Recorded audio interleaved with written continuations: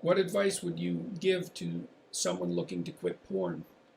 Well, I gave some advice a little earlier about quitting alcohol, and I would say it isn't that you're trying to quit porn.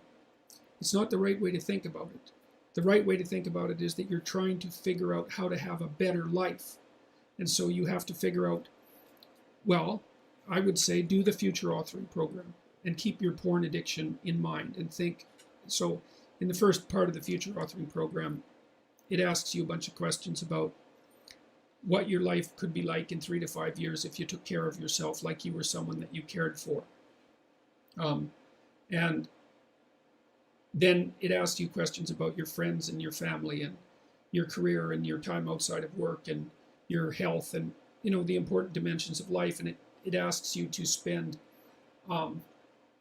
20 minutes writing about how good your life could be in 3 to 5 years if you got your act together and did what was good for you. And then it asks you to write about the hell you could be in if you didn't.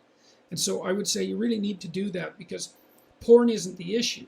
The issue is that you're not living your life the way you want to. And so you need a vision of life that's more compelling than the porn. And you need a counter vision too that frightens you, because otherwise porn is obviously extraordinarily gratifying in the short term, but you seem to be suffering from the medium to long-term consequences of its use.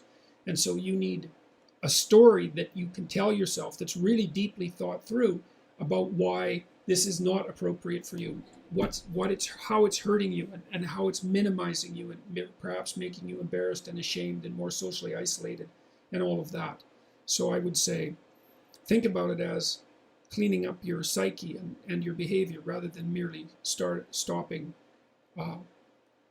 porn. You also might want to write down, and you could do this in the negative vision part of the future authoring program. You got to write down everything bad that you think porn is doing to you, because obviously you have some suspicions that this is not good for you, right? That it's actually harming you in some important way.